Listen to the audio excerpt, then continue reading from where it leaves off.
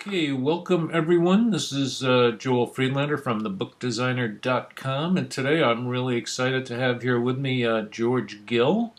And you probably don't know who George is, but you're going to be very excited to meet him. George is a Canadian entrepreneur and blogger, and he's really best known as the founder of Gill Media, which is an internet marketing solutions company. And George specializes in educating people about how to use the tools that we have available to succeed in online business.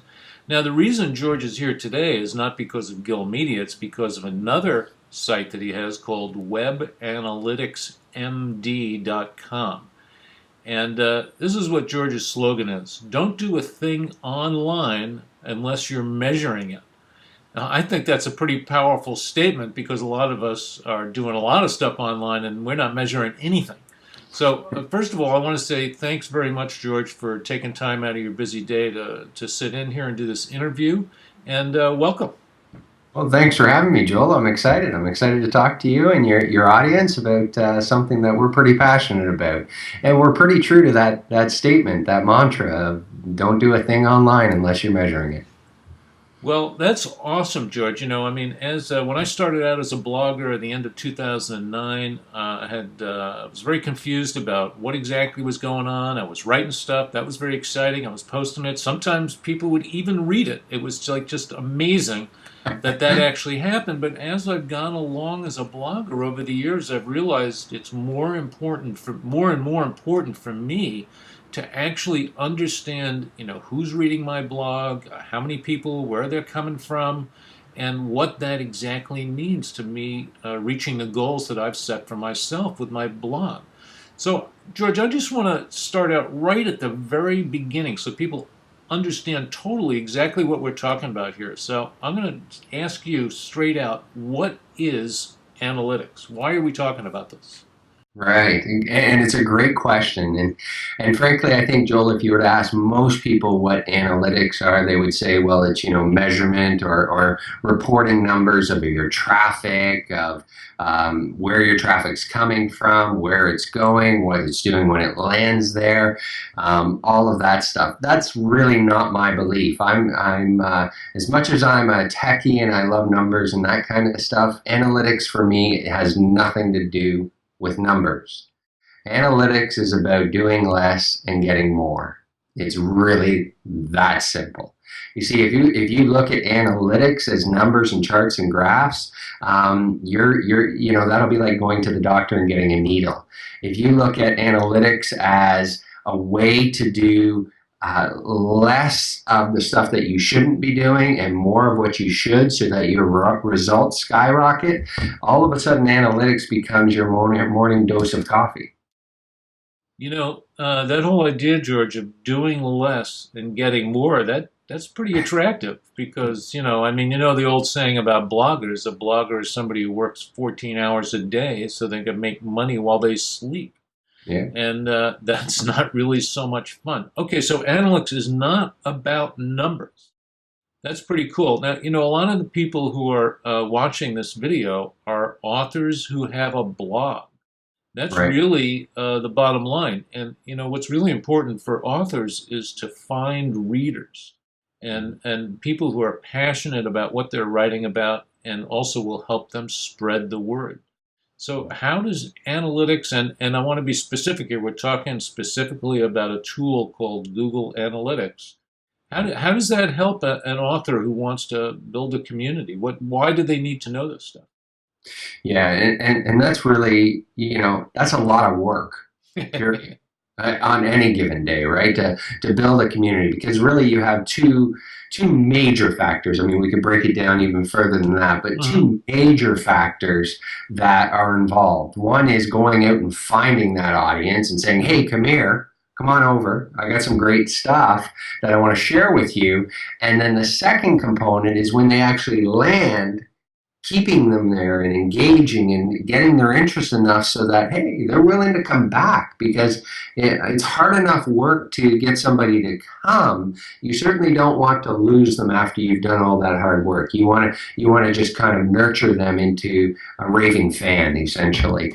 And analytics will give you guides, insight that will actually give you direction in what's working, what's not, and what needs to be fine-tuned and what needs to be ignored, right? Because we all have only a limited amount of time in any given day. And if I'm a blogger, there's a good chance a large percentage of that time is spent creatively and coming up with stuff and creating those works of art that I want to create. And, as much as that's wonderful, I still have to go out there and pull those people in. So knowing exactly where I'm getting the best return for my effort, money, resources is absolutely critical.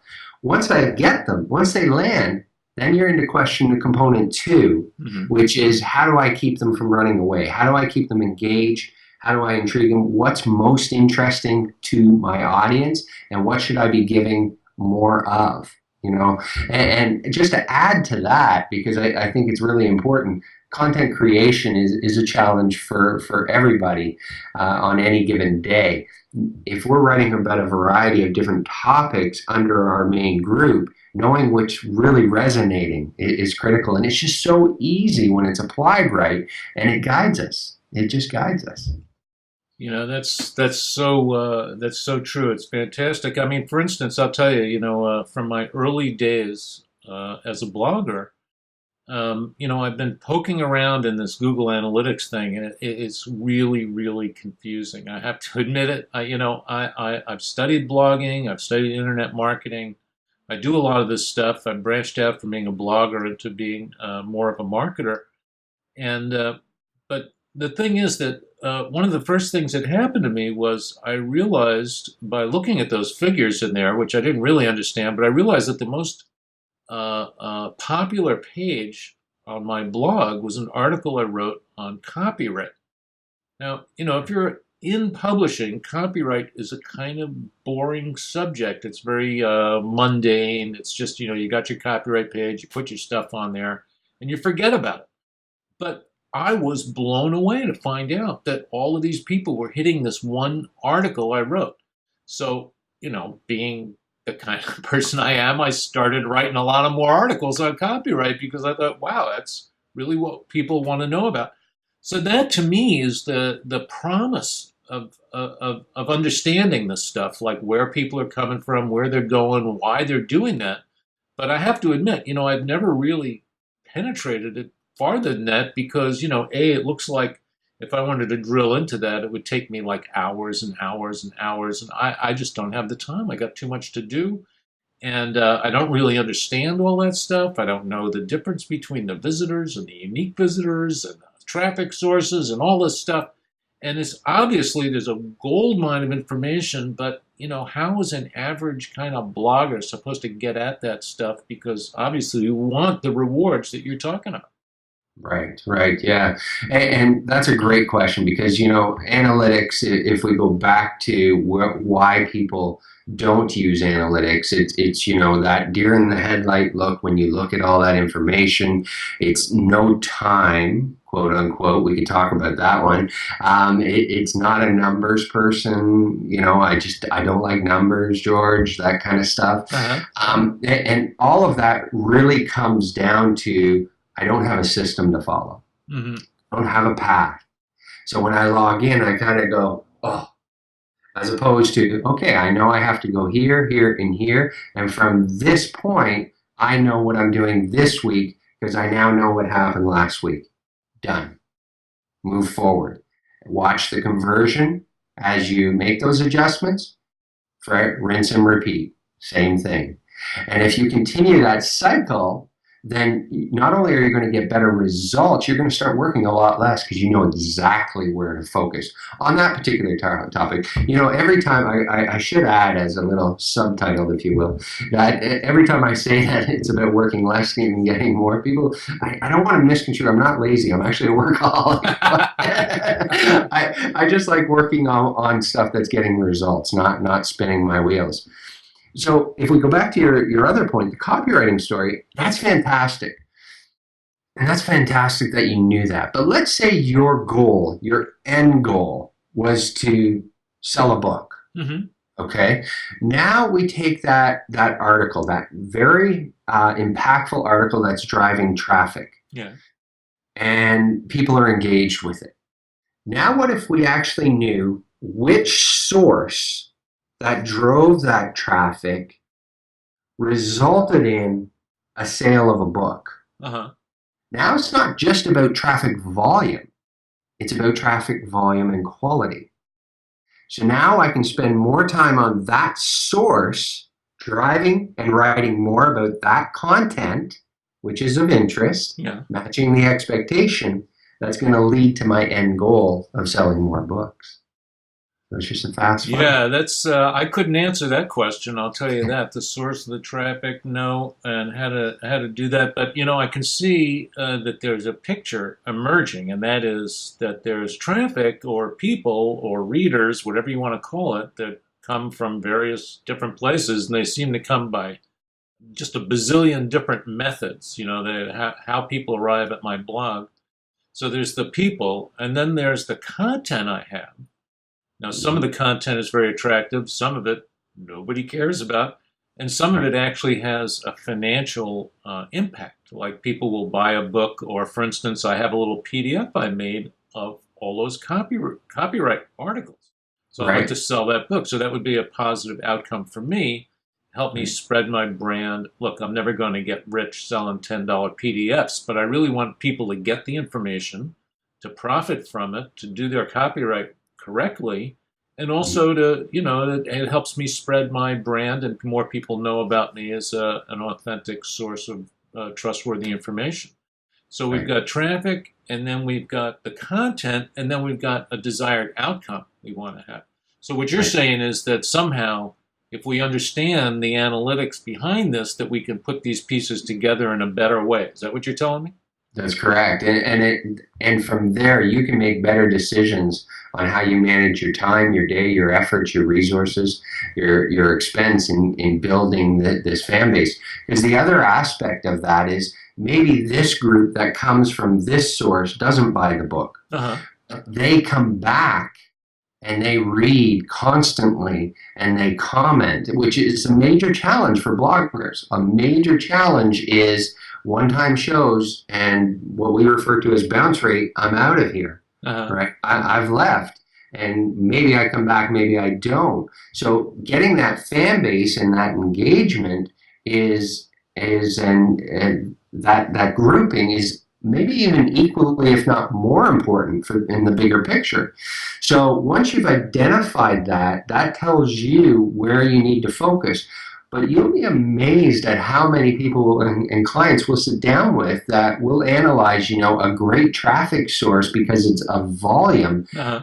They don't realize is that the quality of that traffic source is negative percentage because it's A, not engaging, B, they're not fans, C, they don't purchase. So nothing's happening for them. They come, they get what they want, and they leave. Which there's another factor there. Of course, we could talk about content, and there are three variables that we teach, which really starts to simplify it because when you start to lay all this down, it starts to sound complicated. But really, what you want to do is you want to put things in three perspectives. You have conversion, which is the ultimate goal, and Right. conversion can be a very variable things. Fan engagement, a purchase, time on site. There's a myriad of different goals you could have that are leading to the big picture. The second is traffic, and there's components of traffic that you want to watch. And the third is content. And they all work in a circle. And if you follow that circle around and continue to rinse and repeat, refine, Uh-huh. right, you start getting better results with less effort. And that's what it all comes down to. You figured out that that copywriting post was beneficial. Yeah.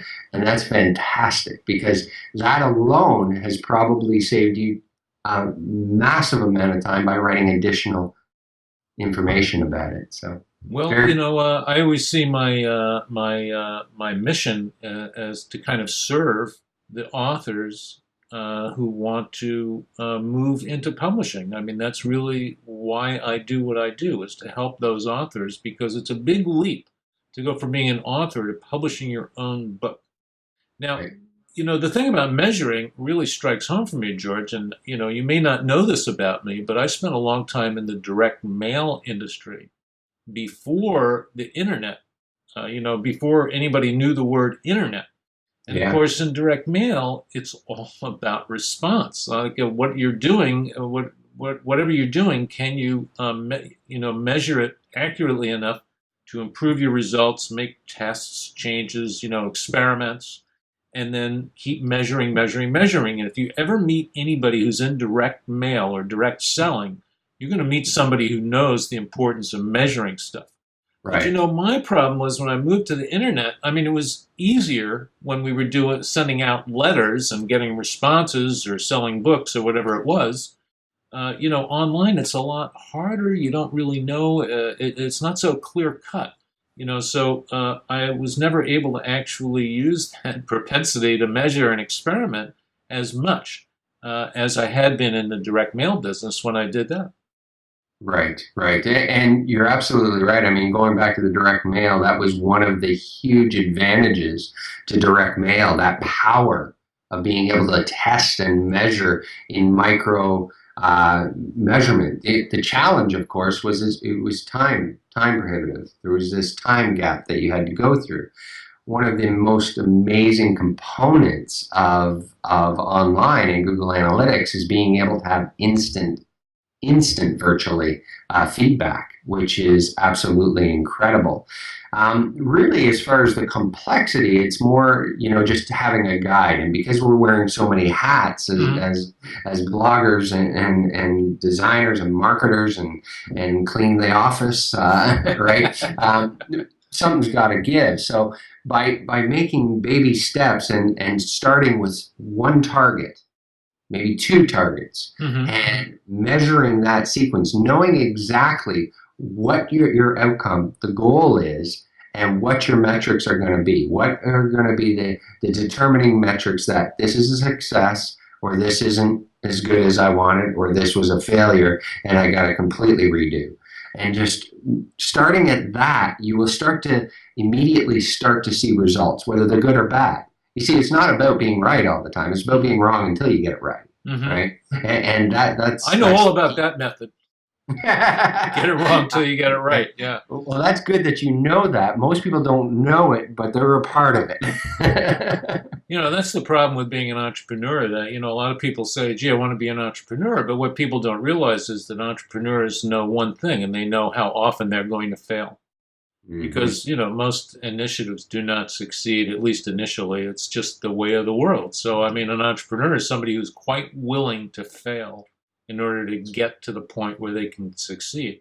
And you have to have a certain kind of mindset. But, I think of authors as little mini businesses, little entrepreneurships in a sense, because every book you create is like a product, and you don't really know until you get it into the market what's going to happen.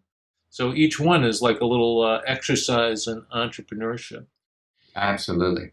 Yeah, this Absolutely. is fantastic, George. So I really think that at this point we should tell viewers that later in the month that you're going to be back to explore some of this in more depth.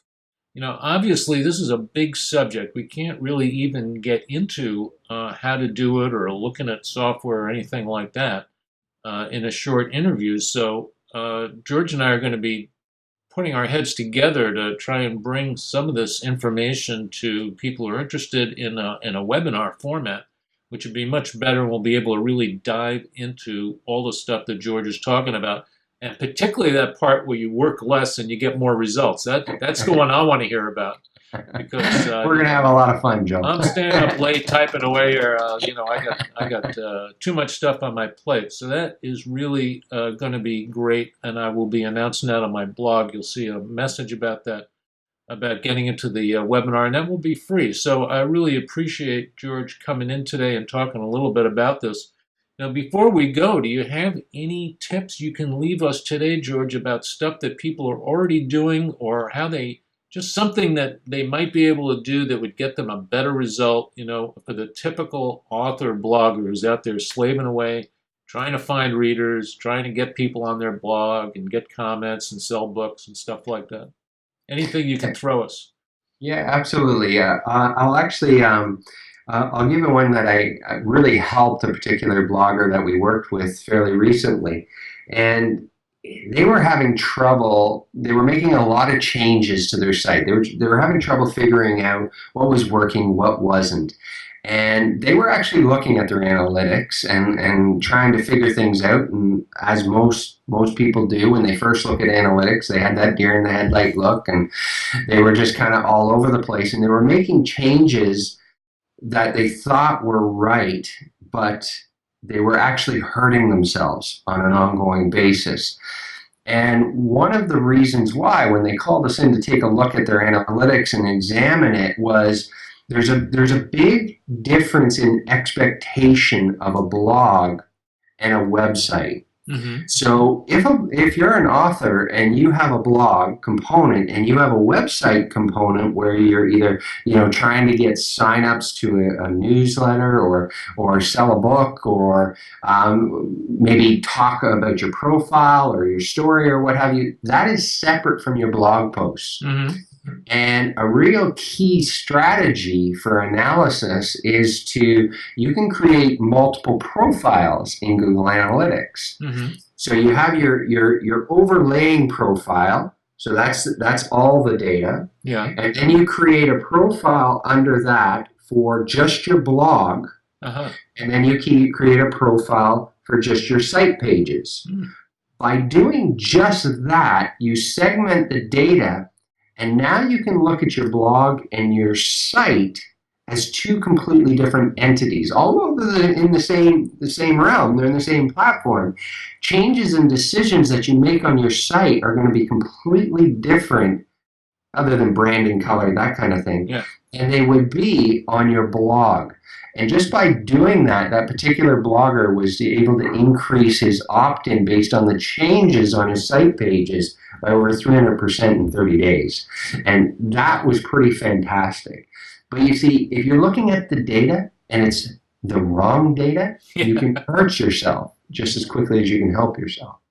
So really key. So set up two profiles if you're running blog and site pages. Yeah, that's pretty amazing. I've never even heard that idea before, and yet when you say it, it makes perfect sense. Yeah. I mean, hey, why didn't I think of that kind of sense? So that's all right. Well, I am really, I can't wait for this webinar, George, because I need this information. I got a lot of stuff I'm trying to do from my blog, and I just started this template company and all this stuff. And I feel like I really need to understand this better. And I think it's just really my good fortune that I met you that day in Arizona. And, I met George in Arizona at an internet marketing meeting we were both at. And when he said the word Google Analytics, I said, hey, let's have lunch together. Yeah, we did. That was good. I really, I'm desperate to understand this stuff because I just know that there's a gold mine in that analytics stuff. So, George, I'm really going to look forward to that. That is going to be later in the month. I'll let people know, and I'll send out an email about that. But you definitely don't want to miss this. George is really going to let us in on some of the inside stuff that you can do. And let me just thank you again. I'm going to put your URL under the video, so if people want to check out your stuff before that, they'll have your Gill Media and your webanalyticsmd.com links, and they can find out all about you. So once again, George, thanks really very much. I really appreciate you taking your time out of the day to do this. You got any parting words for us before I sign off? I'm just looking to have a great time. And by the way, one last thing. Yeah. Don't do a thing online unless you're measuring it. There you go. Okay, George. Well, thanks very much. And again, this has been Joel Friedlander from thebookdesigner.com. And thanks for tuning in today. Thanks, Joe.